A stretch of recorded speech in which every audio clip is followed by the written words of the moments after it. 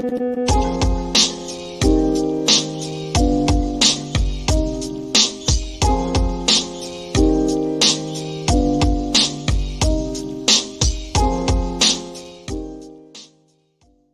it your testimony today that you personally witnessed President Joe Biden commit a crime?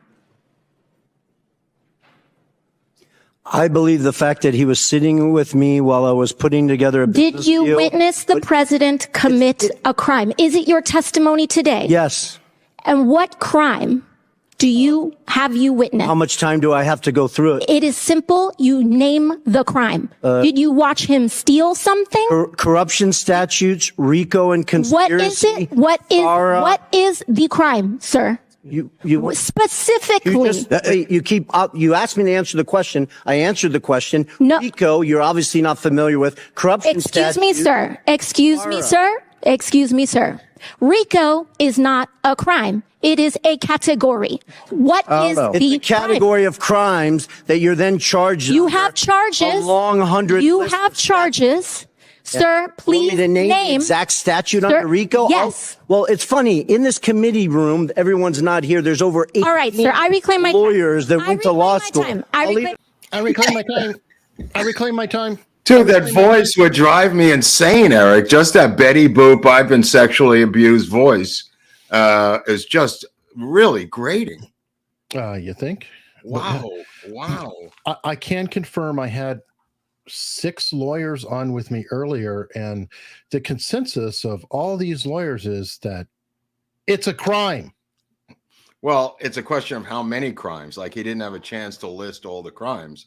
I mean, there's the FARA Act, which I think he mentions. There's crimes under the RICO statute because he's working unlike the situation in Atlanta, he's actually conspiring with his son, with his brother, and originally with Bobolinsky, I presume, right? Oh yeah, and again, I got it confirmed. It was like, no, the RICO itself is the crime, and it's a charge, and the subcategorized with more of it. And I even threw back and I said, it's not a category like homicide. They said, no, we'd allow her 1 brain cell if she said that. Wow. But no, it is purely a crime. Well, look, when you come from running a bar, not even running a bar, a bartender to Congress, there's going to be some gaps in your education, Eric. You think? And that's the last thing on her. The scary thing is she actually has a degree in economics. Supposedly. Oh, that's right, from Boston University, I think. Yeah. Yeah, and that's not technically a studies degree. like women's studies, Latin studies. It's also not a job. It's just a degree from a college up in Boston. Oh, for sure. You know what I mean? So I don't think she's had any other job that I know of, other than being that bartender. But think about it this way: she at least says RICO and swings her head around. That makes it a the hand gesture, dude. The hand gestures are worth the price of being mocked on SNL if that was a real show, but apparently not a real show because that thing makes its own sauce. Those hand gestures. Yeah, she definitely won't be mocked on there. I'm sure she'll be celebrated.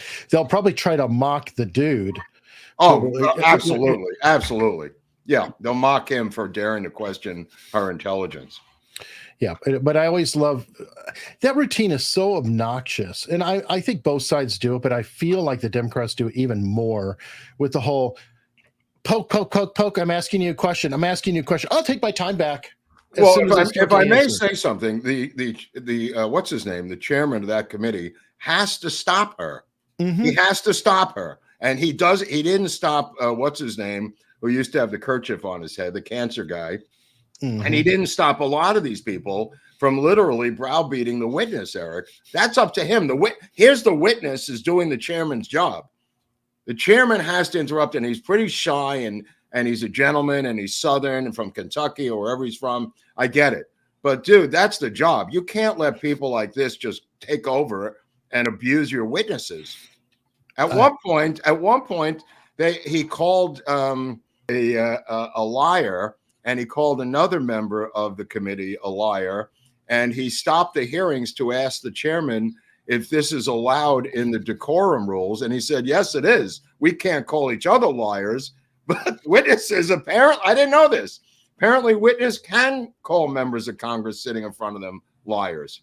Oh, wow. I didn't That's know good that. news. Yeah, he stopped it, and his aide came over and they looked it up, and he said, "No, I'm sorry. I guess it's okay." That was weird. So the witness knows more about Yeah. his rights in front of Congress than Congress does. Oh, fantastic. But then, you know what? I was actually on a Spaces yesterday. You know, Mario Nawfal has the Twitter Spaces. Somebody was crazy enough to invite me on there to talk about the budget, which, by the way, passed this morning. Okay. And my first salient observation on that was it's a bit over $1 billion a page. The budget itself. Yeah. It's 1,012 pages long, and it's $1.2 trillion. So that's just over $1 billion a page. Think about that for a second. Well, I think about Johnson waiving the 72-hour rule, which is built into the law, that the American public has 72 hours to speed read with an Evelyn Wood speed reading class. The budget itself, he even waived that. So no one in the United States is allowed to read it in a democracy. What they decided is in that budget, and in that budget are some of the most crazy earmarks. Did you see the earmarks in there? Which one do you want? The Briar Patch Youth Services, where they put the strapping down, you know, for the that was a good one. But there was LGBTQ senior housing. That was a good one. That was $25 million for anti-gun studies. No, but there was a couple of real crazy ones. That one made sense compared to some of the others. There was some overseas money going out. No, that's right. Border control and protection for Jordan. Nothing Jordan. for here, but we're worried about the Jordan border. We're putting money towards that. That was a good one. Wow. So, there was some other weird social ones too. I'd have to look at it. Some of the earmarks. There was some weird earmarked social anthropological ones. Always make the grade. Oh yeah, there's a ton of these, which is just sad and pathetic. And speaking of sad, let's start off with a gentleman that we've spoken about before from time to time. He's a fellow creator. Yeah. And he in real life, shall we say, participated in something that we study. And you see, our friend John Hinckley Jr., oh my God, apparently he also suffers cancellation like we do. He's wait, has he been banned from Twitter or something? Or? No, he's calling himself a victim of cancel culture because they keep canceling his concerts. And he's like, it keeps happening. I go to show up and they just don't want an attempted presidential assassin. They're worried about people being upset and his concerts get canceled. The poor guy, he's suffering like us, Mark. Wow, I didn't know that. You know, I follow him on Twitter, so the last thing I know was that he had booked a mini tour or a tour to play his music, and he has CDs that he sells. Sure. But then some venues canceled at the last minute. Bingo. But that has happened to Matisyahu, the Hebrew singer. So I thought, well, they cancel Matisyahu, they cancel Hinckley. You know, anything's possible, but is his tours completely canceled now, or it's the venues, and he's saying that it's cancel culture that the venues are canceling. He's right. Yes, like I said, but I still had to bring that one up. I apologize. I mean, didn't what's his name? What's the guy Scarborough, who's on MSNBC? Yeah, Joe Scarborough. Joe Scarborough, didn't he kill his intern at one point? Allegedly kill his intern, I thought, or is involved in her demise in some. Interns do well or do poorly around Joe Scarborough. I guess would be the way I would put it. Right. Because remember, I think that was his falling out with Trump when Trump said, hey, we probably need to look into his intern problem. Right. And then they came over and what's his name? Mika Brzezinski, the daughter of Brzezinski, the insane Russiaphobe who was the Carter administration's either national security advisor or defense secretary. I forgot which one it was, but Mika Brzezinski had a facelift and still hadn't healed. And she showed up at Mar-a-Lago with this horrible looking face, which was unhealed. I guess she had to get in there to party with Trump and his people at that point when they were still allies with Trump, and I think he was horrified by the face. What you mean is that horrible looking face. Oh, and it was unhealed. Because it pretty much is always horrible looking. Yeah. They were talking about this bloodbath, this phony bloodbath thing that Trump had talked about, an economic bloodbath because of the tariffs he wants to put on Chinese cars. And they immediately turned it into a bloodbath if he's reelected. And he's rambling on, Scarborough, and underneath, she makes these comments like she's part of a radio show in the background. And she just goes, my God. This is what she does all the time. Like underneath him, she will add some accent to it by saying, my God. That's her key phrase. Well, you know whose faces aren't shown and we're protected from? No. Felons in your state. Oh, yes. I heard about this. Yes, that's a new thing. That makes sense. Of course. Because who wants to malign felons? I mean, you know what's weird? I mean, you think about, you talk about felons, but I mean, you talk about at the State of the Union when Biden was supposed to mention Lincoln Riley, and he mentioned Lincoln Riley instead of, he never apologized for that, but he apologized for the illegal alien comment, as we now know, afterwards, instead of undocumented alien or whatever the phrase they want to use is. I didn't know Lincoln Riley was the football coach of USC. I just learned that. I just thought he screwed up the name, but he had that name in his head for some other reason about football. You know what I mean? It's like, it's like if it was, you know, if Donna Namath was killed and he said Joe Namath, you know, something like that.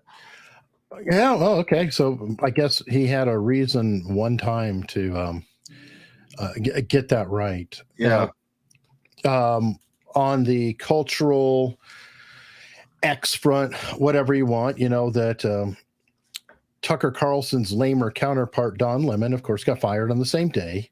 And they both were going to have jobs on X under Elon Musk. But things kind of fell through for Don Lemon. And what's funny is it's starting to roll out, and this is not a Babylon Bee headline. This would fall probably under not the Bee, their other publication. But one of the things he demanded is he wanted a free ride on. This couldn't be true. I saw it. Is this true, Eric? I think this guy, I could totally see it. I'm sorry. He had a wish list that includes a free cyber truck, a trip to a $5 million advance, equity. I love the equity. He also wanted to have editorial power over other people. I forget the breakdown of it. Wow. I'm just like, you know, the chutzpah of this. Chutzpah is a good word. That's a great word.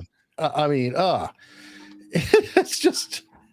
First I thought they were kidding last week. I was kind of asking about this, but I hadn't read the article completely last week.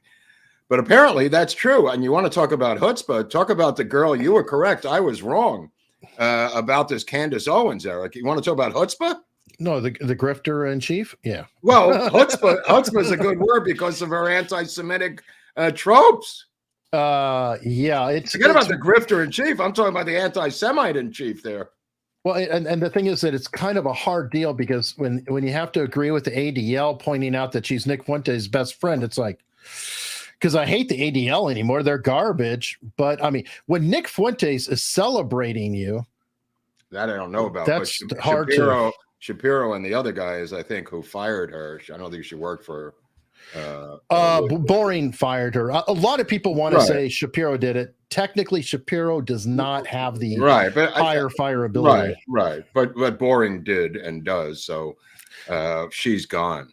Yeah, the theory is that she may be going on with Tucker, so watch out. But she's been wanting to get out of her contract anyway. So the theory, and I actually believe this is, she's progressively being more and more and more and more offensive as she goes to finally get herself fired. So she could, break free. And she had to work at it because she's been progressively very offensive. So, well, that's one way to get a label, I guess. She's stuck with that now for the rest of her life. So, dude, red pill, black, social autopsy. I mean, that I'm not trying to beat the drum, but I told you she's been, she goes where a message is going to get controversy and clicks, she was right there for Ye. And no matter how anti-Semitic he got, she would double down. Probably wanted. Well, maybe this is who she is. Maybe she believes it. Okay. I mean, she believes everything else, I guess. I mean, it's one of her beliefs. It's not unusual. I mean, the anti-Semitism is quite pervasive now. Maybe she's in the majority, Eric. Well, nowadays it's maybe she's mainstream. Maybe that's her crime. Well, we'll see what Tucker says about it with her if he gets her on, because that'll be interesting. Well, he already had her on to go after Ben Shapiro, and so there's this, Tucker versus Daily Wire, and Dave Rubin was talking about it, and with Patrick Bet-David, and I actually kind of agree with Rubin, or I think a lot of it makes sense, because Dave Rubin is saying, yeah, they may have political differences, but they also are at war financially speaking. Like Daily Wire is way ahead of Tucker's organization in terms of money and power. And if you're trying to establish a new thing, and number one, you're going to attack the other thing in any way you can and get under their skin, what have you, to pull the clout. So I think there could be some of that there. I don't know how much of it is, legitimate, how much of it is, good business decisions to gain market share and things like that. I don't really know. But here's somebody who wants to get along with a lot of people at a time. We've talked about this before, and it's our Texas high school teacher. She may go to the Hall of Fame with this record. I mean, she's got 12. I mean, this might be a world record, Eric. Well, I'm kind of going, so let me see. Does she excuse all the females from her class and just take the class on? How does this work? Okay, from what I read is she started grooming them. Again, for the 9 millionth time, and of course there'll be the retarded comment, we have to have cameras in the classroom. Well, Mark, she's not having sex with them in the classroom. No, I understand that. She's grooming them in the classroom. You could study body language in the classroom. She was giving them vapes in the classroom. She then later on gave them liquor in and out of the school. This is what the cameras can intimidate somebody like this who believes that they're unwatched. This is all happening because they feel that they have nobody looking over their shoulder. And the cameras in the classroom, it's the only place in American society of value that does not have cameras. And there's a reason for it. There's a reason why the teachers union have fought to the death to keep cameras out of the classroom. They do not want anyone looking over their shoulder.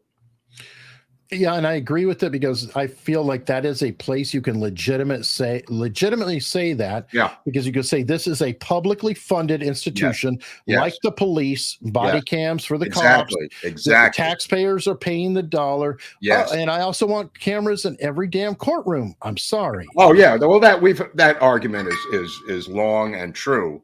I agree with you, and that's been debated for a long time. This new argument about cameras in the classroom has not. And we see this thing with the women teachers specifically, just nonstop having sex with these underage boys. And then there's the jackass who'll say, I wish they came on to me when I was in high school. Not what it's about, bro. Not what it's about. It's about power. This is about abuse. This is about sexual abuse. These kids will never be completely whole. They'll be in therapy for years. This is, not a joke.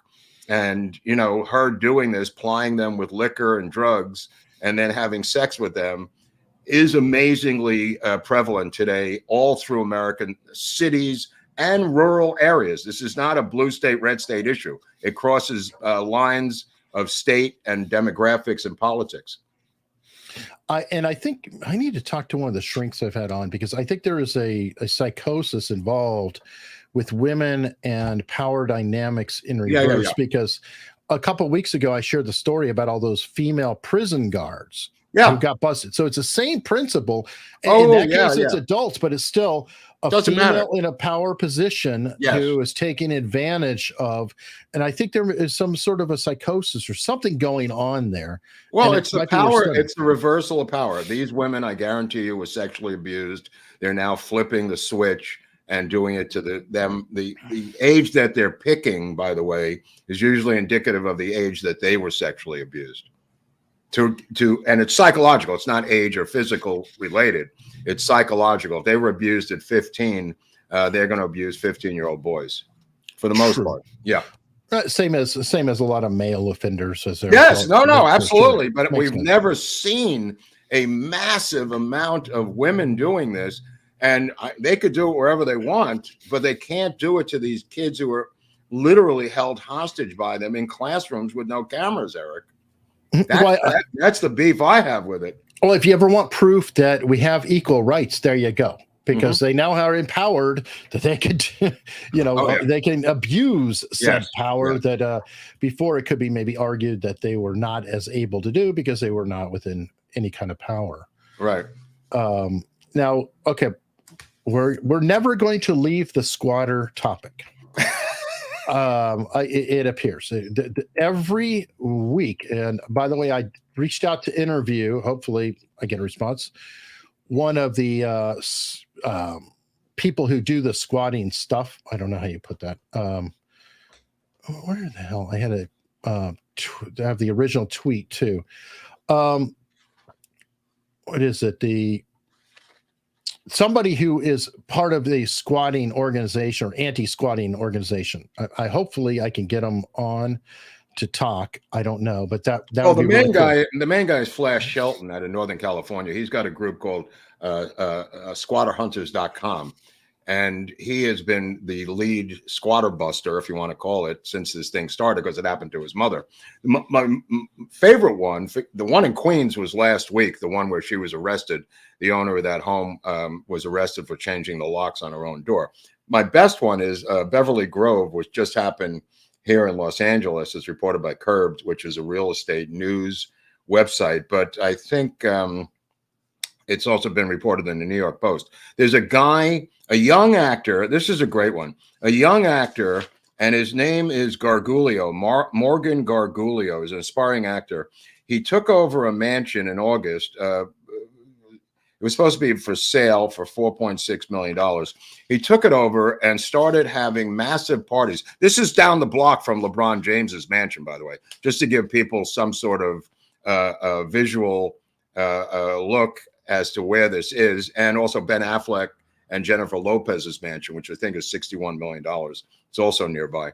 But this place in Beverly Grove, he took it over in October 2023. And had a phony lease, Eric. He had a phony lease. It was for sale. It was empty. Nobody was in there. He began to invite hundreds and hundreds of his friends for parties, charging $150 to $300 to get into the parties. This is every night. He's taking in $150 to $300. He then begins to rent out rooms, Eric, in the place, and becomes a landlord within the property. This is amazing. His nights went on every single night. His hefty admission fees were $500 to $1,500 to get into the parties, Eric, alone. And then he started renting out bedrooms for $150 to $300 per night. And they couldn't get him out of there.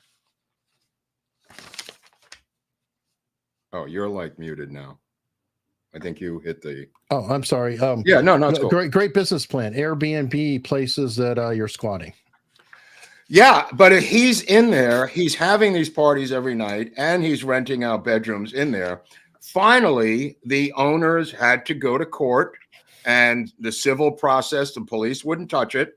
Civil process, phony lease, and he had to go prove that this was a phony lease. And as the ruling was about to come down, he vacated the premises because he saw the handwriting was on the wall. So he simply vacated. And it was a great run. There was no repercussions, no criminal repercussions. The civil case was never resolved because he bailed, and he's going to move on to the next place. And this is what's going on around the country, Eric.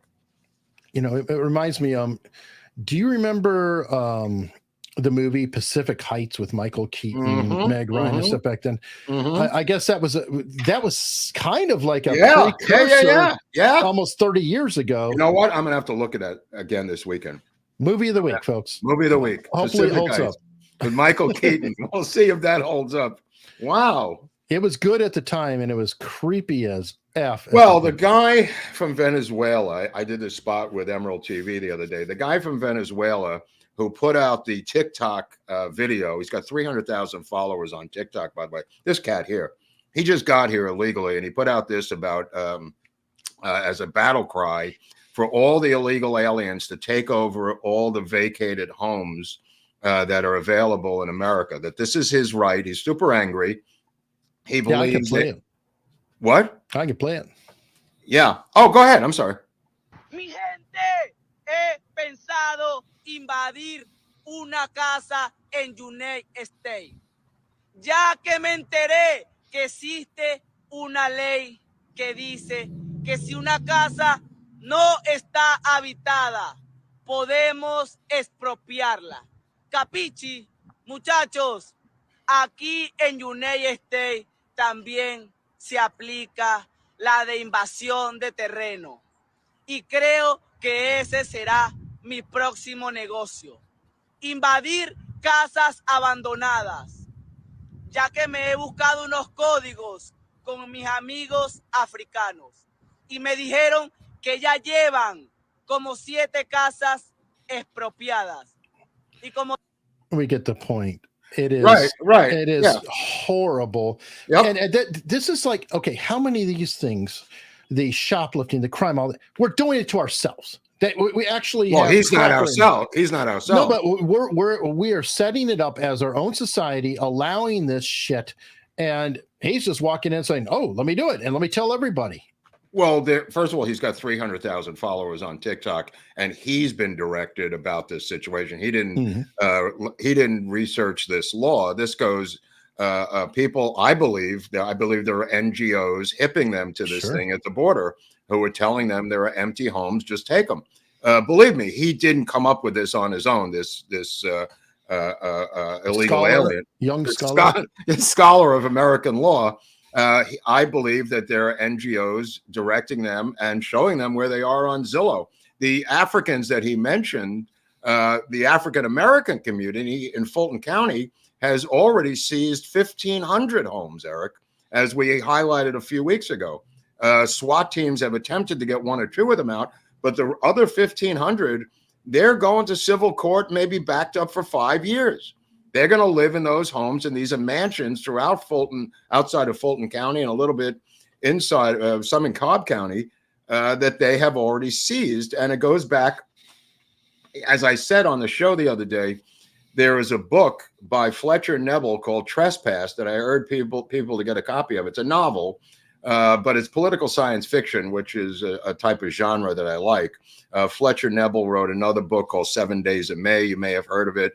A bunch of his stuff's been turned into movies. JFK was a huge fan of Fletcher Neville. He was a reporter for both the Washington Post as a journalist, and I think the Washington Times possibly. He became a novelist and started to write well-researched political science fiction. And one of them was Trespass. And the premise of Trespass was the Blacks of February 21st, which is the name of this radical Black organization, named after the February 21st, which I think was the death of Malcolm X. They have an organization, a Black Panther type organization, that on a given night across the South seize all these estates at gunpoint and force the owners to sign over the deeds at gunpoint of all the major mansions throughout the South. Not all of them, but a big block of them. And they secede from the United States, creating a country called Gamal, Georgia, Alabama, Mississippi, and Louisiana. And if you want to read something that is very accurate, it may be a roadmap that they're using, read this book, Trespass, by Fletcher Neville, and it'll curl your hair, because I believe that they're seizing these estates politically. This is not economic. This is not homeless. This is a political movement that people are not hip to yet. And I think they're being directed by political forces. They're being directed by NGOs. They're being directed by former Black Panthers, some of them who may be DAs in Fulton County, some of them who may be mayors of Los Angeles. This is an active movement politically, folks. This is not homeless people inside of a rundown house smoking crack. This is not your father's squatting any longer. This is a whole new political movement as part of a larger umbrella of a Marxist revolutionary takeover that is going on right in front of your eyes in real time. This is what's happening in real time. And I know everybody's stunned. I know everybody looks like a deer in the headlights, but this is what's going on, people. Again, though, I mean, if you don't enforce it, if you don't, I mean, how did we survive all this time? That was part of what was making me crazy about the spaces. They were going like, well, we need to have the blockchain and have things hit the. I'm like, how in the world did we have elections for decades? Yeah. Oh my God, it's a miracle that we were able to do that with paper, and it would make you crazy listening to the wonky bit. Is like, well, we're going to put an LLM on legislation. I'm like, well, that's wonderful. I said, but it's not like it's hidden. I downloaded this document today. How do you get it to the people? So, I mean, same thing here. Laws, they're on the books. Enforce them. What in the hell are we doing? But speaking of security, our friend RFK Jr. What has he got? Well, whatever happened to the people who jumped his fence? Whatever happened? I don't know, but the person in charge of finding them is making a lot of money off of his investment because his RFK Jr.'s campaign is racking up big expenses with Gavin DeBecker's security firm. Well, we covered this before. He kicked back the money in a kickback scheme that the FEC is now investigating, Eric, because he's charging. I don't know what it says in there. I roughly thought it was $5 million a month. Does it have his amount in there? Let's see. He racked up $1.4 million in debts to the firm. I think it's like 1.4 a month. So like every 3 months is $5 million. Right. You know. Well, he made a huge donation, not bizarrely about the same amount of 4 million, 4.1. Yes, yeah. And that was his donation to the super PAC for RFK. So DeBecker's a shady guy, by the way. All these people that revere DeBecker are basically these Hollywood liberals who he's got completely snowed that he's J. Edgar Hoover or something. But nevertheless, there is some skullduggery going on in this campaign. And he's about to, in 3 days, up in Oakland, announce his VP candidate, who is going to be apparently the woman, the divorced wife of the Indian communist of president of Google. I forget the guy's name, but he's the Indian. She divorced him and got like one of the largest settlements, doesn't have a real career or job other than the money she got from Sri Grimney or whatever his name is, the Google owner. So she is the one that paid for the commercial during the Super Bowl that RFK had to apologize to all his relatives for, because it was a copy of his uncle's commercial from 1960. That was a $7 million buy. I believe she paid $5 million out of pocket for it herself. She is now going to be his vice presidential candidate. And she's a looker. She's about 37 years old, very attractive. And I'm sure that helps him. And I think, and I'm going to take it a step further. I was talking to Rich Barris about this last week. I think it's a pay for play situation. I think he put out there, who's ever willing to pay the amount of money to get into my campaign will get the vice presidential nomination from me. And I think she put up the largest, or in theory, said, I will put up X amount of money to be the VP nominee. I think this is a pay for play thing, Eric. It could be. And then back to Gavin DeBecker. I would never make an accusation such as this, but it might rhyme with money laundering. I'm just saying. What rhymes with money laundering? What they're doing. I would never say it's money laundering, but it rhymes with money laundering. Oh, yeah. Look, the FEC may have an axe to grind with the Kennedy group, but nevertheless, it doesn't mean they're not committing FEC violations. It could be both. Wow, it's amazing. Now, I'm going to switch gears to something I know nothing about, and you will fill us all in because you're the big baseball fan. Oh, this and it's, well, we're talking about money and dark money or whatever you want. Whatever money you want to talk about here. This story is insane. Yeah, what's going on here? Okay, this is my take on this thing, with limited knowledge that I have. It was first announced. This is first of all, the Dodgers signed Shohei Ohtani, the greatest baseball player in history so far, to a long-term contract for hundreds and hundreds of millions of dollars. He deferred a lot of it. He's taking about $2 million a year for 20 years, whatever his plan is. But nevertheless, Ohtani has had this interpreter since he was 18 years old. The same guy. He hangs out with this guy. The guy is a friend of his. He does his laundry for him. He drives him. He hangs with him. And he's also his interpreter. So he's a long-term friend and employee of Ohtani. Now, Ohtani has made a lot of money in this business, and he's made a lot of money now from the Dodgers. The LA Times and ESPN combined to come up with this story that I'm going to tell you about. And the story changed so quickly as to lead to some suspect feelings about the story. The original story was that the interpreter had racked up gambling debts of $4.5 million with a cat down in Orange County. And the guy in Orange County is not a mobster. It's just that gambling is illegal in California. So this bookie in Orange County allows you to bet on sports events or whatever the betting you want to bet on, like Barnes does. They launched a federal investigation into this guy. They took him down, and I think he, in his naming of names or trying to cop a deal, or maybe he had names on the books there that he kept, this interpreter's name came up.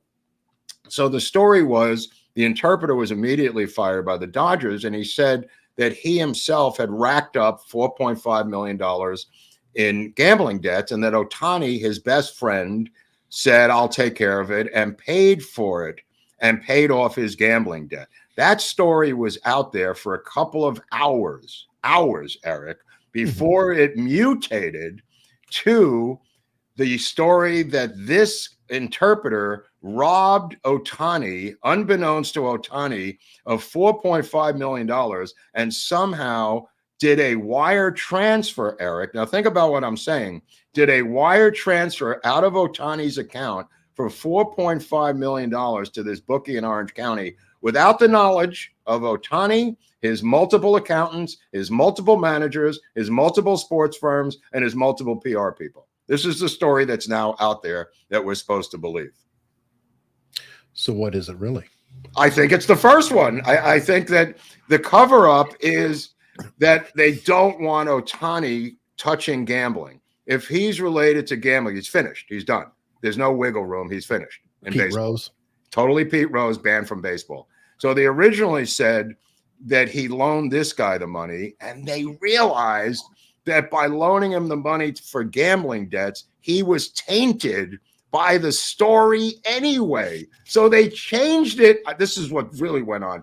They changed it 2 hours later to this guy robbing Ohtani. I've never seen a more drastic change in a story over a shorter period of time than this crazy story of Ohtani and the interpreter. He was removed from the dugout in South Korea during the game. He was taken away, and now the Dodgers and Ohtani's handlers are urging law enforcement to arrest him. He has not been arrested. Okay, we'll cover this as it develops, but they are trying to sweep this story. There's more to it. That's why I wanted to cover this than the press is alleging. And the story was broken by the LA Times combined with ESPN. They had the story for months. And what these scumbags did was they released it opening day to inflict the most damage on the Dodgers as humanly possible. They could have released it months ago. They didn't. So the guy was fired. Now Ohtani's looking for another interpreter. However, the guy has not been arrested for the alleged robbery. Now, Eric, you do a lot of wire business and stuff like that. Is it possible for your gardener to get into, because I'm not even exaggerating, would it be possible for your gardener to get into your account and wire transfer your money out of your account willy-nilly to his account? Yes, but how would he do that? If I'm dumb enough to use the same password all the time, he could log into my bank account and do it, technically speaking. Right. So it is possible. You and your handlers, your accountant, your manager, I'm making this up, but your managers, your agents would not miss $4.5 million from your account because that's all they do for a living. That's all they do. I'm sure they might. And if they had Aura, an old sponsor of ours, there would be a flag that would go off. All right. But to be technically honest, yes, it could be done, boom, boom, hack in there, especially if this guy was his interpreter and he's been around forever. And people get lazy with their passwords and their usernames. So right, but keep in mind, Ohtani is not handling his own money. True, unless they gave him access to some of it. I don't know. Right. He's not handling his own money. I would definitely investigate. Obviously, I would go to all the people handling the money, and I would say, what access does he have? Blah, blah, blah, blah, down the line. And I'm sure that they are. But oof. Well, it's the biggest scandal in sports for a long time. This is now that's not funny. that's not funny. That's sick. But I mean, this Ohtani story is not going to go away. The next day, the Dodgers gave the largest contract in Dodger history for a pitcher from Japan, $350 million. He went onto the mound, gave up 5 runs in the first inning, had to be physically removed from the game. So this Japanese debacle is not just Ohtani and the Japanese interpreter, it's also Yamamoto, the star pitcher of Japan that they got, and gave him $350 million. He went out on the mound and had to be removed from the game within a minute. I wonder if there's Yakuza involvement in this whole I'll tell you another level to this thing, which Dodger Tony and I figured out. The idea that they would open the Dodgers in Korea. This is a nation that the Japanese occupied, tortured, raped, and pillaged for a long period of time. I felt that something would happen to Ohtani as the biggest Japanese star in baseball, and Yamamoto, who's the biggest star in Japanese baseball now. I was half kidding. Well, apparently not, because they got multiple bomb scares in the stadium where they were playing because the Koreans hate the Japanese with good cause. So they were lucky to get out of there alive, and now they're back here in the United States. But wow. Anyway, I just thought I'd put that out there. Well, you know what? Some people aren't that into the sport, but they're trying to make baseball exciting again. Yeah. Eastbound and Down. That's my pick of the week for a series you want to binge with McBride. This series is so politically incorrect. I'll just tell you this. I don't want to give anything away. It's a closer for a baseball team who is a star closer, complete druggie. It's really funny. Will Ferrell is an executive producer and is one of the characters in there. It's based in, I was talking to Greg yesterday down in Alabama. The show is based in Shelby, Alabama, and absolutely hysterical. Minor league baseball makes his way back to the majors. 10-year veteran.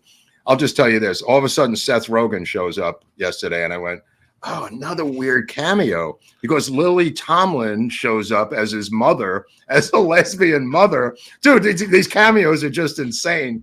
So Seth Rogen shows up, and we're watching it last night, and he's trying to pick up a girl in a bar, and he's saying he's a major league closer, pitcher, and she's not having it. And he walks out into the street, and he's kind of still aggressively pursuing the girl out of this bar. And we're going, oh, my God, it's Seth Rogen. And all of a sudden, he's hit by a truck and killed. That was his cameo appearance. That is the best part of the movie. It was so funny. He was in the show for 5 minutes and was crushed by a truck. That's the type of show this is. I love that. Hysterical. Eastbound and Down, my friend. HBO, if you can find it. God, Seth Rogen is such a pain in the ass. Well, he's dead. He didn't last 5 seconds. No, that's why I said best part of the movie.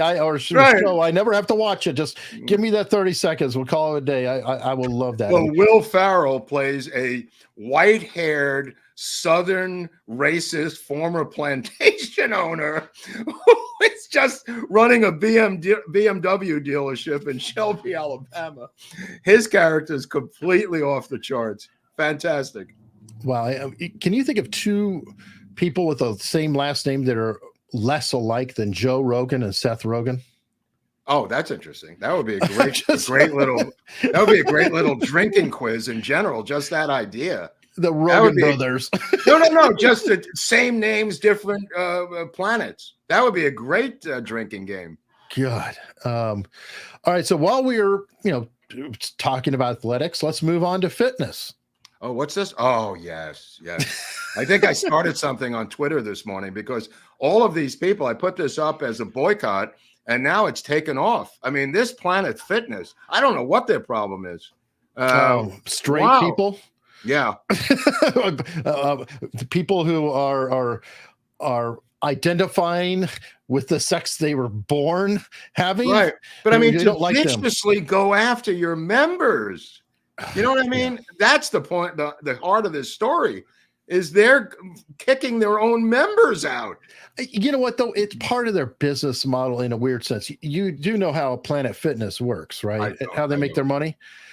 They charge an incredibly low rate. I think they had a $5 a month for a while. I don't know if it still is, on the idea that everybody signs up for the gym in January and they pay for it a year, but it's cheap enough that they're never going to bother canceling it. So they just let it go off their credit card, but they never actually come in and use the facilities. So this is just a way of getting more people kicked out of their facilities so they could just make more money. I mean, it fits with their model. That's a pretty good idea. I never even thought of that. Like, I'm paying too much. I'm paying a lot of money to go to a gym I never go to, but I'm still paying for it.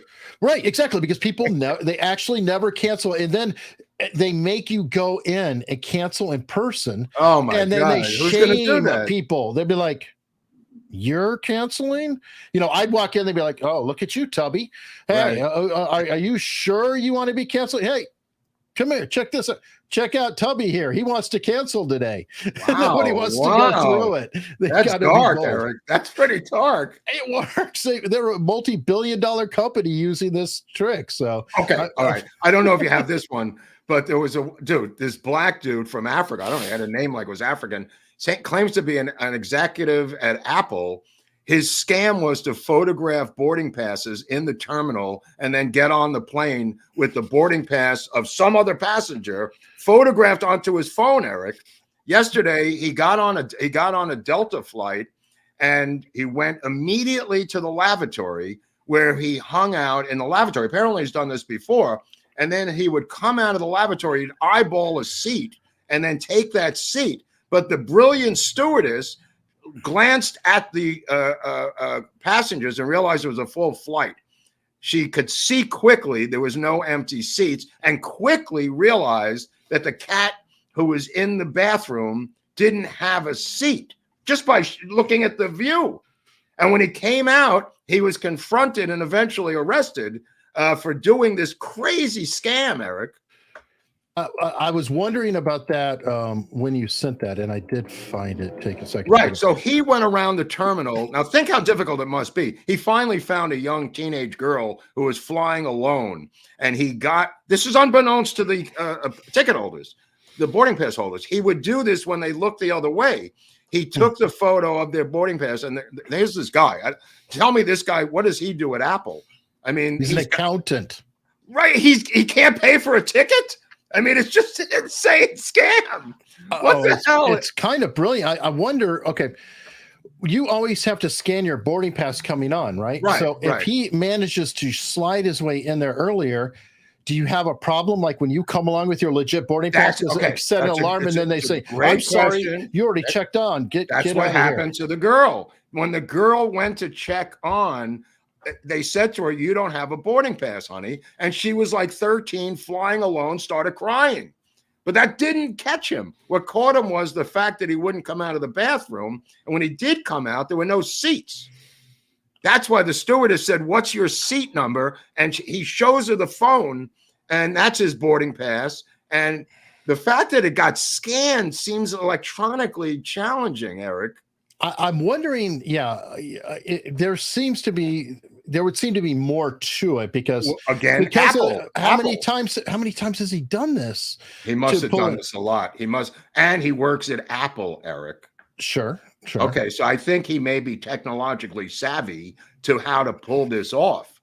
But the video in the terminal showed him going from person to person to person, trying to photograph their boarding pass. So I think you need a clean shot, Eric.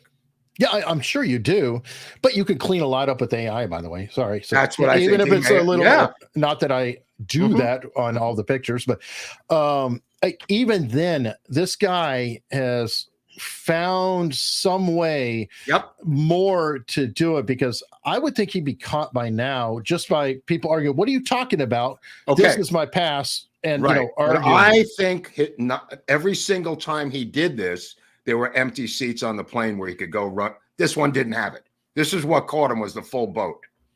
Because I think in the past, he just went to the empty seat, and then there were enough empty seats where they just put the person he robbed in another seat. Right. I'm sorry, there must be a glitch. Right. We're ready to take off. We're taking off. Keep in mind, they're on the plane. He's getting on the plane. If there are 5 or 6 empty seats, or a minimum of 2, even 2 would have saved him, but there were none. And that Stu saw that there were none because she was used to it immediately. That's a pretty bold ass scam, though. I know. You gotta have to give a you got a tip of the hat. Tip of the hat. Yeah, I mean, I'm like, geez, this is some like spy shit. Honestly, dude, what kind of people are working at Apple where this guy's got to do this? I agree. I'm like, this is something you see in the Born Identity. I can see. Yeah. Tell me you wouldn't use that in your next recruit script. Dude, I would use that in Recruit 2. I would use that immediately. It's a perfect scam move. But wow, speaking of scammers, we have one scammer who's being protected. Who? Oh boy, this is a crazy story, Eric. This is pretty deep and deep statey. Oh, wow. Yes, it is. Wow. But what I love, my favorite part, I do statement analysis stuff, right? I always have them on. In a statement to the New York Post, okay, so they're saying the CIA was blocking questioning of his sugar buddy or whatever he's called. Yeah. And so the CIA's response to the New York Post was this: the agency does not obstruct investigations. That is what is known as a non-denial denial.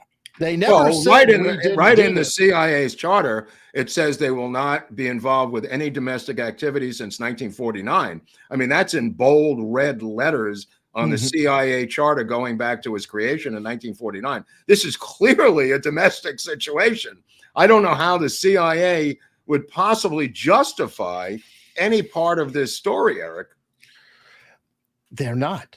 They're not even denying it. Think about it. They just said we would not obstruct an investigation. They didn't say, no, we didn't do it. Right. Well, it's a non-denial denial, but nevertheless. Yes. My question is, how could they even be involved in this domestic thing? Because they're obviously doing it again and again and again and again. And it's the Bidens. And speaking of the Bidens, this just came through, so I haven't had a lot of time to look at it. I saw it today. DOJ moved to dismiss a $3.3 billion fraud suit against Dish after the chairman donated $113,000 to Biden. So think about that. They're getting brazen now. This is just brazen at this point. Yeah, so this son of a bitch, I mean, that is a good investment, right? You donate $113,000 to a campaign, and the Department of Justice, it is Department I'm telling of you, Justice, it's paid for play at this point. It's every man for himself.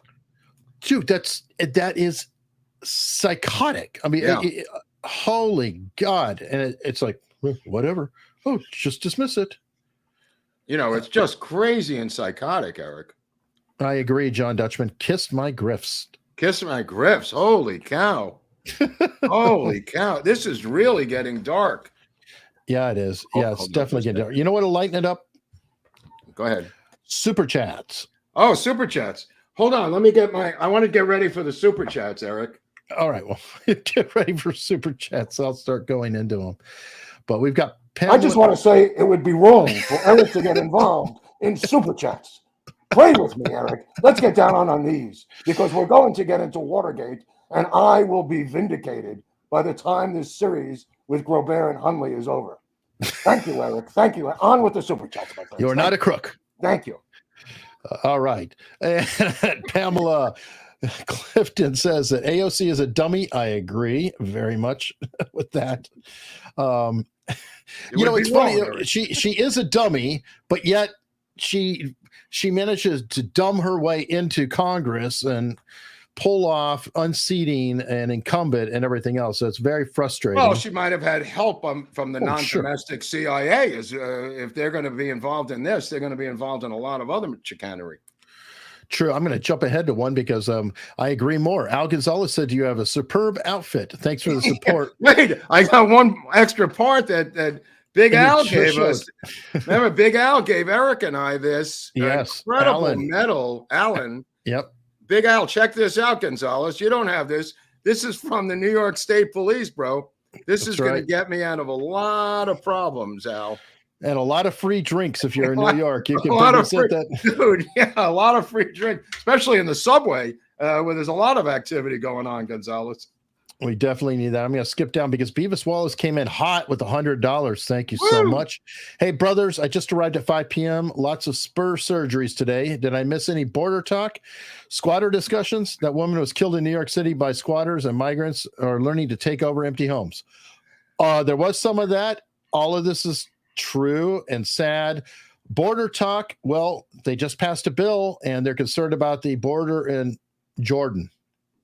Right. So I believe that the gate will stay open until January of 2025. And if he's not replaced, the gate will remain open. And the amount of levels, the sheer volume of people just between now and January 2025, even if Trump wins in November, this gate is never closing. You got to understand what's going on. It's millions and millions and millions of people that are going to keep coming across that southern border and now the northern border, apparently, according to Canada. And it's just not going to stop.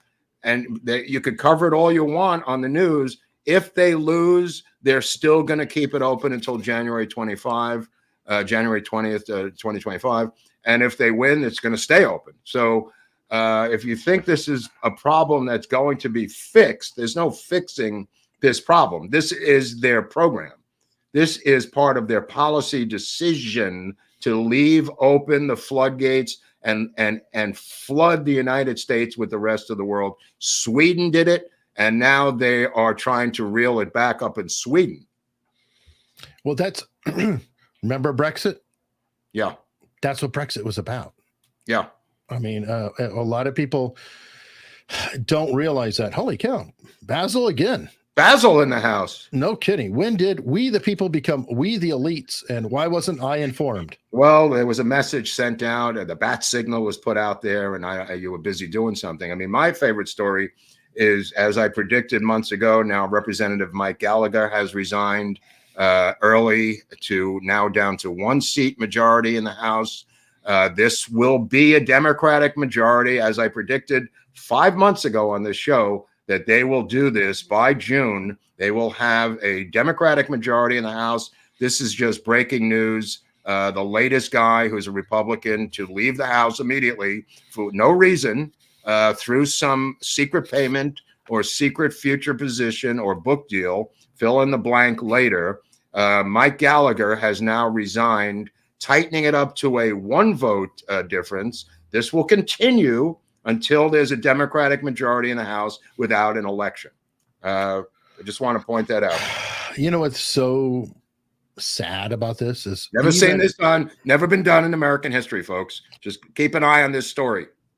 Well, that's just I just want to add one more thing. I'm sorry. I want to add one more thing. If he had waited till April 9th, the governor of Wisconsin would have had to have a special election to replace the seat with another Republican. Because he resigned today, before April 9th, the seat will remain empty. Mm-hmm. And what's really sad about all this, Mark, is even with the majority, the Republicans are passing the freaking swamp must budget.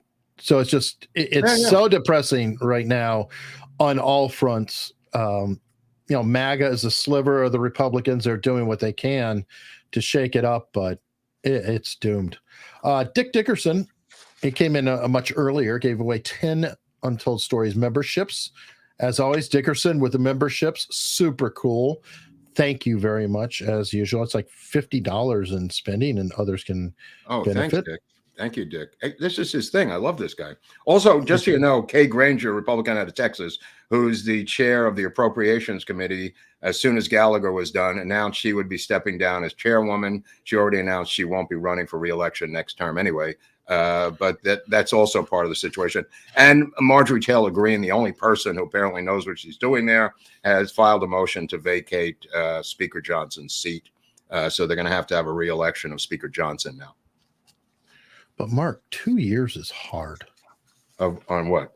These terms. 2 Oh, years. yeah. No, I know. Yeah. It's exhausting. I mean, God. Well, if somebody gives you fill in the blank for getting out now, you may have to seriously take the fill in the blank money.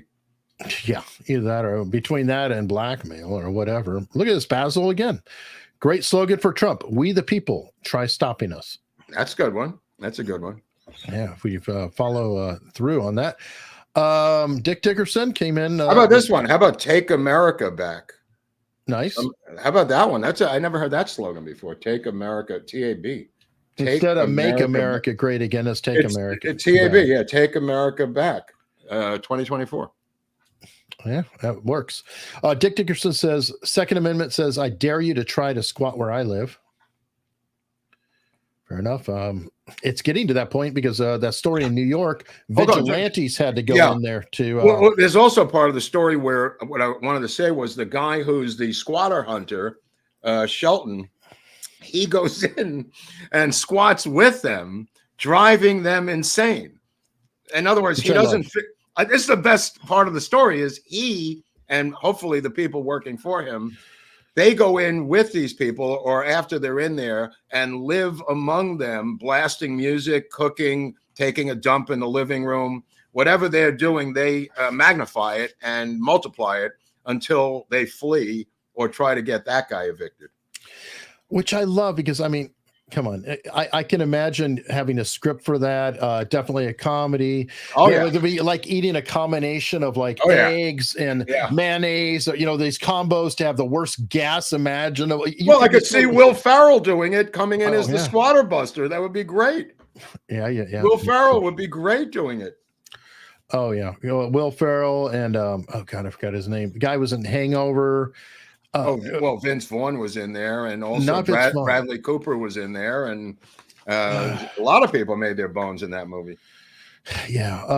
Let me see. Dick Dickerson again. Eastbound and Down is the greatest thing HBO ever made. Thank you, Dick. He's right. John Rocker was the guy I couldn't remember, former closer for the Atlanta Braves. It's Rocker, but it's a few guys. I mean, there's various guys, but Rocker is definitely part of it. Dick, thank you for mentioning that. It is the best thing HBO's ever done. Absolutely. All right. Pokey SD said Planet Fitness has signs in the locker room saying no phone or camera use.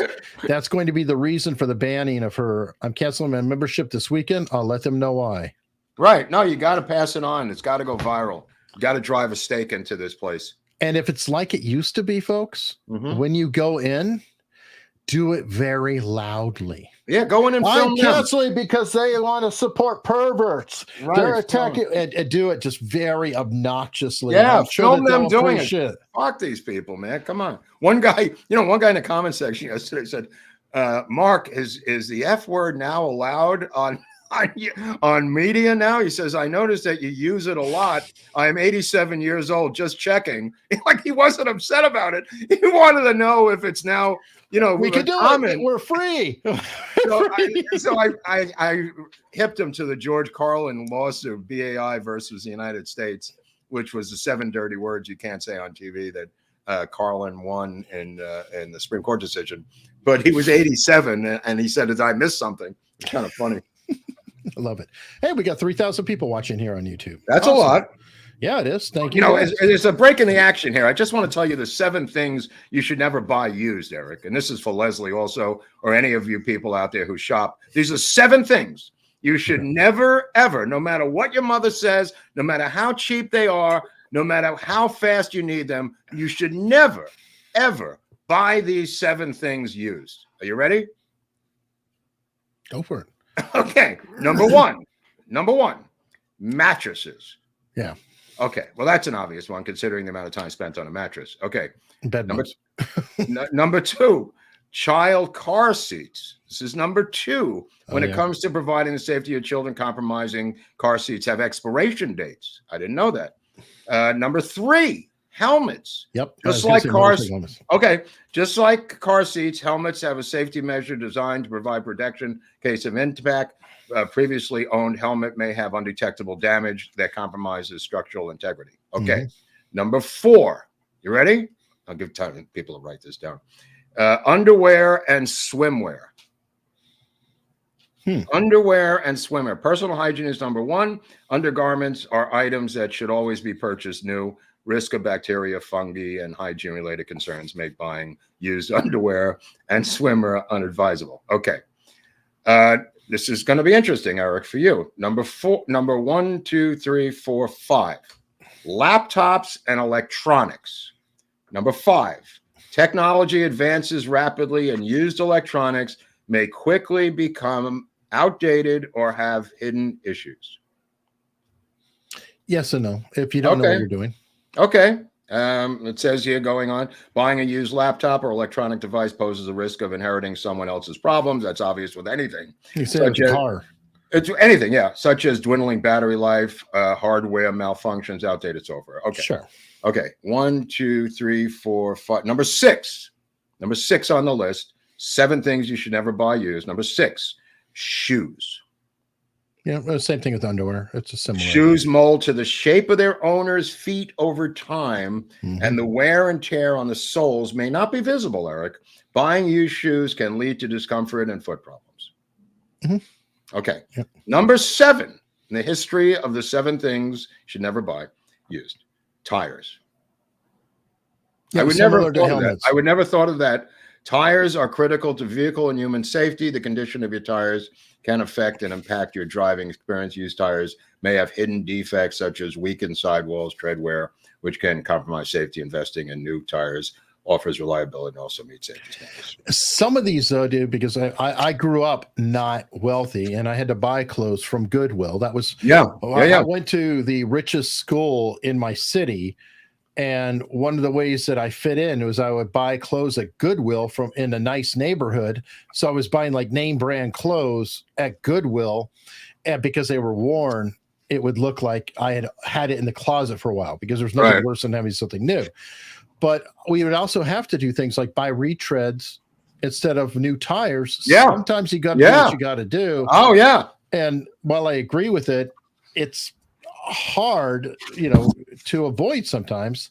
The underwear thing, it's like, I get it, but there's this thing called bleach, and that's going to nuke just about anything out there. We don't know if it'll kill everything. Shoes are a problem because you can't really wash them as easily. And yes, it can cause twisted, back issues and things like that due to your weight differential and bad gait problems and things like that. So, well, you may be opposed to this latest move in California. They're now banning Cheetos from California. Cheetos, as everyone knows, the delicious baked cheese snack, because of dyes that are in there. That if they gave 80 million Cheetos to one rat and he died. So apparently the rest of us rats now not allowed to have Cheetos. Did anybody question the fact of, can you consume 80 million Cheetos? I mean, you look at some of these studies, you're like, 80 million? How many Cheetos? Okay, if you eat a Buick, 2 Buicks worth of Cheetos, you might get sick. Well, maybe they liquidized them and made it into a drip, into a liquid drip. Maybe, but yeah, some of that gets just ludicrous. I mean, I'm sorry. But okay, I'm going to switch gears here really quickly, because this is the hot story of the day. Go ahead. Unfortunately, Kate Middleton. It's a weird story. Sadly, she has a cancer diagnosis. I think the signs were there because of serious mishaps with the photographs and things like that caused a Streisand effect, and it is a sad scenario, but it is biting some people in the ass. Oh yeah, those celebrities. Oh my God, they should rot in hell. They should rot in hell. Yeah, they are so shameful. I mean, this John Oliver, that piece of shit from England on HBO. some of these other people who were mocking where she'd been. I mean, for the love of God, I mean, have you no decency at long last, sir? Oh, they're probably buddies with Meghan Markle. Wow, just really dark situation. I mean, all of these people mocking her, and now, of course, it turns out she had disappeared to deal with cancer. And the signs were there because remember, I mean, Prince William did not go to I think it was his godfather's services or something like that, like a very important relative, and it's bad form for him to not go. And he's always been pretty reliable. So it's like for him to not go to certain events, something's going on. Something's going on that something's going on here involving healthcare as well, because they're estimating that $451 billion is what the illegal aliens are costing us. The House Committee on Homeland Security released a report illustrating that most of this is healthcare, that they're going directly to hospitals and urgent care to get free treatment. And it's now totaled amazing amount, $451 billion so far is what it's cost us in illegal aliens coming here. Yeah. Well, I mean, yes. Because they're afraid they're getting cancer. So I mean, if you've never had health care and you're from a third world country and you come here, what's the first thing you would do? I go to the hospital, I get free health care. Yeah. I mean, you're in California, it is pushback appointments for doctors, even at Cedars-Sinai, 4 to 5 months, because they can't take care of all the people. Well, though, even Canadians that do have health care come here and get things done because they can't get it done in Canada because they have backed up lines, and that's first world. Yeah. So, yeah, well, I mean, their motto is "Make America Third World Again." As soon as humanly possible. And while we're talking about healthcare, that leads into death. Sadly, a character actor, Emmett Walsh, did pass away. He's one of those guys who was in everything. Dude, that guy worked. He was a freaky character actor. Great, just absolutely great. I mean, he was Dustin Hoffman's parole officer in this weird movie, which I forget the name of. Hold on, let me just see if I can find this one. That's where I first get it. It was called Short Eyes or something, or let me see, Dustin Hoffman. Hoffman, Emmett Walsh. Maybe this will bring it up. Little Big Man. No, not Little Big Man.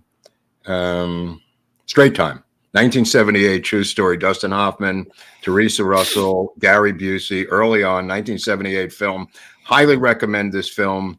It is a great film, one of the early Dustin Hoffman films in 1978 with Emmett Walsh as his probation officer.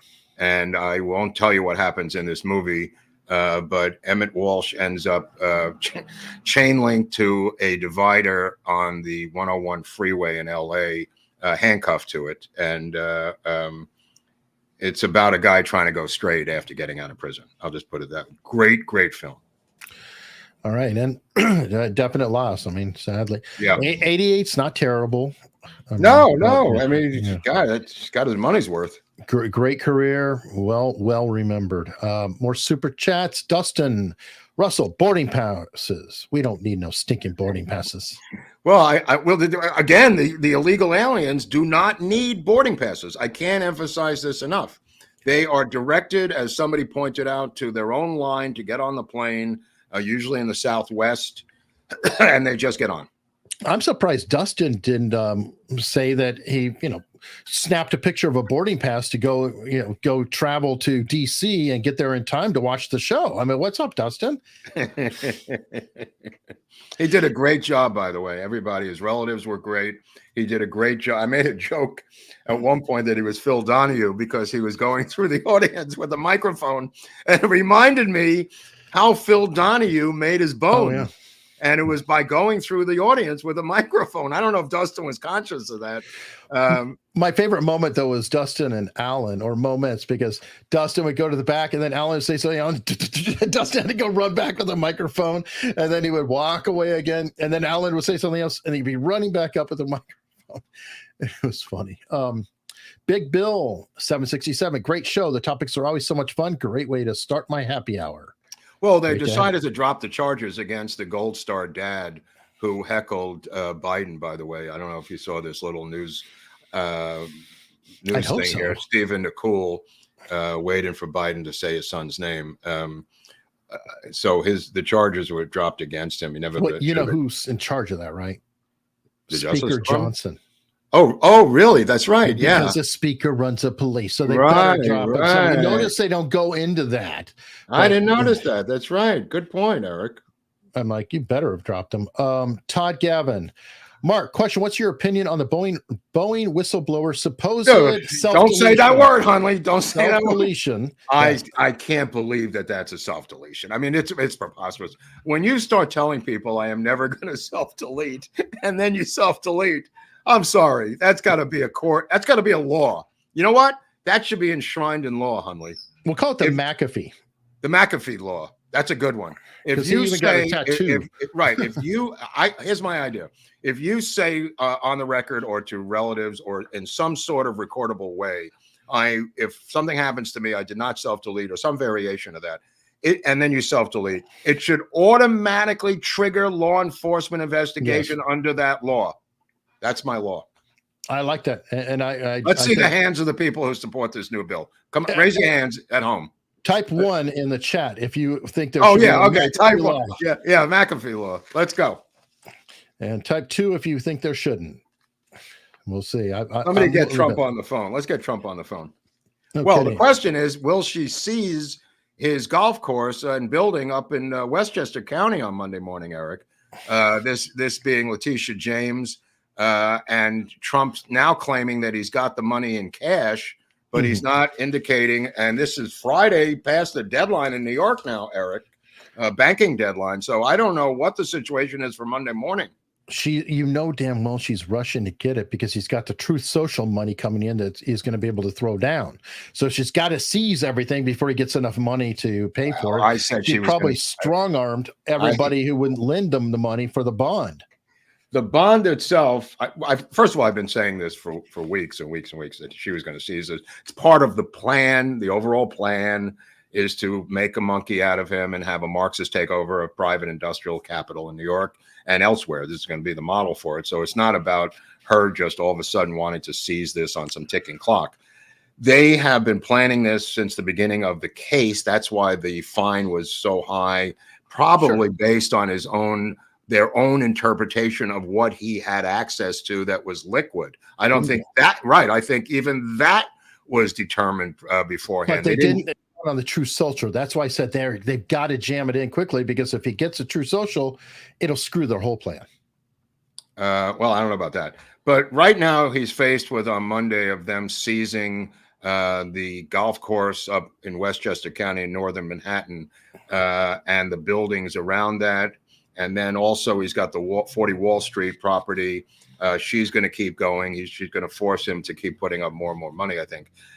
The reality of it is, though, I mean, they in one of the CNN discussions about this, one of the hosts humorously said that he could sell Mar-a-Lago. That's worth $400 million.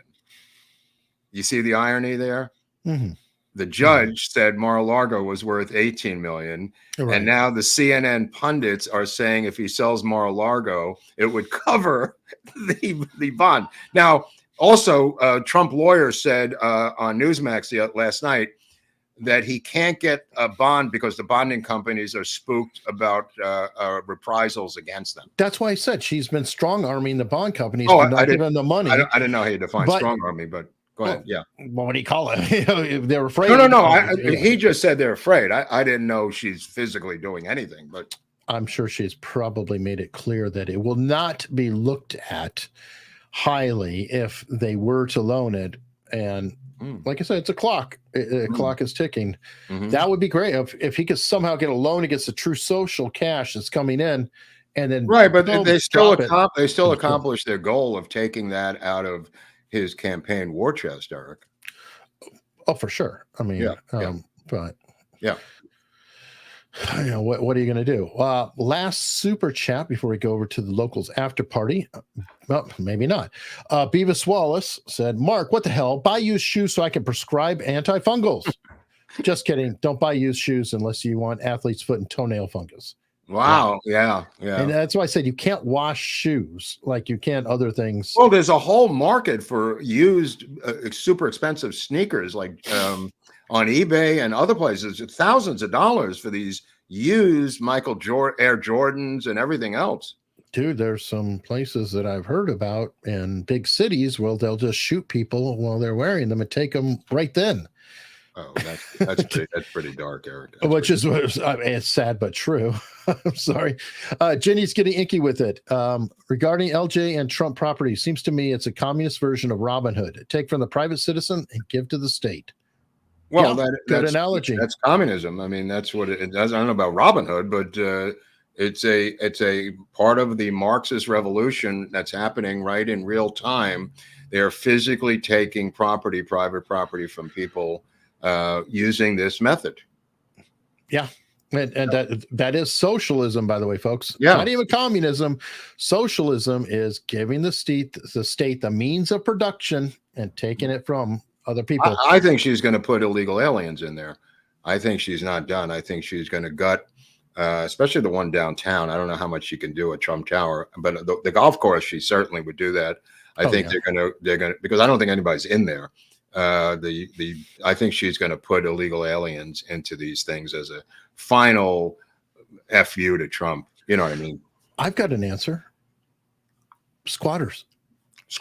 Okay. So get the squatters in there. The squatters could be their new, Antifa army. No. I'm saying MAGA squatters go in there to support Trump. No, why not throw a little bit back at them? Even funnier. I bet they care about squatting then, right? Yeah, they bring out SWAT teams then. Exactly. So MAGA squatters to repel that. That's my new plan. But on that note, we are going to follow Oswald over to locals, where we have an after party. There's some tips and questions that are happening over there. Okay. Really encourage everybody to go there. And, before we leave, if you like this kind of show, it won't hurt you. Go ahead. Hit that subscribe button. It's free. It's sad. Just think about it. When it's not turned on, it's sad. When it's, red is sad. Let's turn it to another color, and it will help us out a lot. We really appreciate it very much. And come on over to Locals. Hang out with us. Again, you can be a member there for free. Doesn't cost you anything. If you want to choose to support us, you want extra stuff like the audio drama of Oswald, that's available for yearly annual supporters, as well as other documents. We're always uploading, different PDFs that we find, rare books where we can, different documents, and it's accumulating over time. So you have a library while you are there. I hope you consider doing that, and we will see you there momentarily.